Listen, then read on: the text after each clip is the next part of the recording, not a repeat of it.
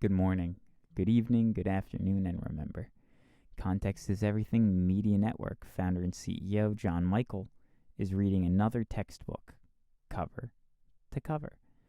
This textbook is a American history book from 1940, before we entered World War II.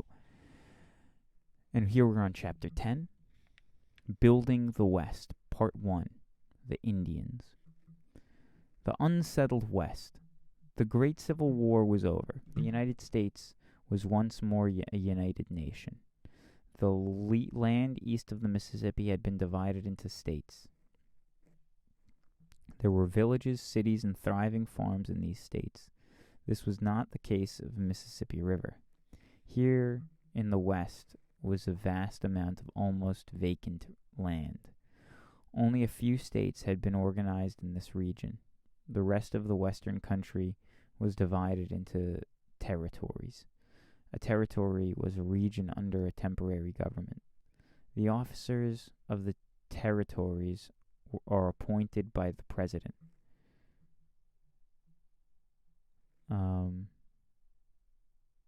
These territories were waiting for people to come to settle in them. As soon as their population became large enough, they too would become states. They would be admitted to the Union, and then they would elect their own officers. The West did not long remain unsettled. People started to go there in large numbers. Settlers came from Europe and from the southern and eastern sections of our own country. After the Civil War, more and more people came to America from Europe. These people were known as immigrants. Migrate means to move. Immigrate means to move into. Some of these immigrants stayed in cities of the East. Others sought homes in the West. The Old World was sending us some of its best people. Native-born Americans, too, were looking for new homes and new riches in the West. Many Southerners who had lost everything in the Civil War were attracted to the West, the Western country. What sort of country did the newcomers find to the West? They found a country that could be made very rich. There were grassy plains for cattlemen and fertile lands for the farmer. They were gold and silver veins waiting for the miner. They found a land that was mostly unexplored, difficult to travel through and dangerous to live in. Much of the vast territory was dangerous because of warlike Indians. The buffalo. The buffalo is a kind of wild cattle. At one time, there were countless thousands of these animals on our western plains. Indians depended on them entirely. Buffalo meat was good to eat. Buffalo skins with their long, shaggy hair kept Indians warm. The Indian used buffalo hides to make his tent and wigwam. As the white man came into the western plains, the buffalo were driven off or killed. They were easy to kill. Have you ever heard of a scout named Buffalo Bill?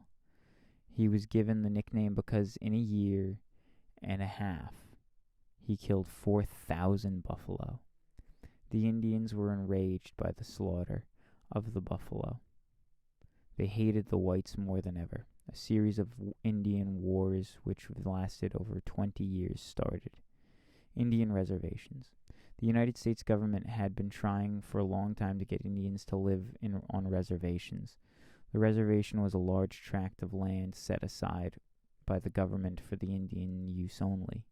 The government put an agent in charge of the Indians on their reservation. Schools were built and food, blankets, and medicine were provided. The Indian agents were not always honest. The Indians were cheated, and they often were cruelly treated. This added to the Indians' hatred of the white man. Custer's last stand. After 20 years or more of fighting, most of the Indians had been forced to live on the reservations.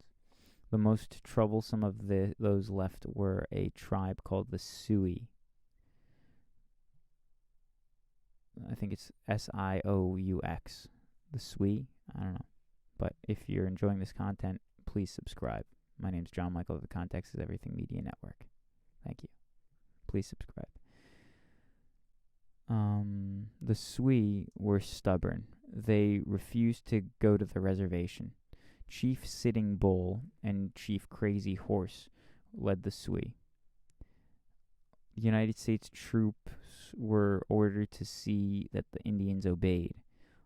Our best Indian fighter, General George A. Custer, was in command of part of these troops. The Sioux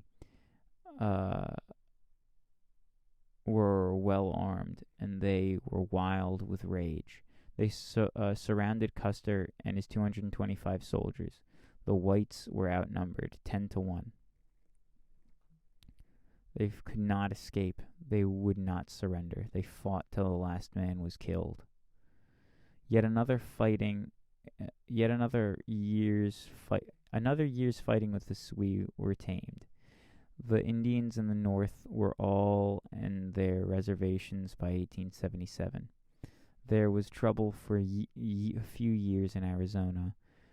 Geronimo, an Apache chief, was finally captured. This ended the Indian Wars. Now the white man could settle the far west in peace. He no longer needed to be afraid of the Indians who would drive off his cattle or his family or burn his home or kill his family. That was a quick one. I hope you all have a lovely day. This book's from the year 1940, and thank you. Goodbye. Bye-bye.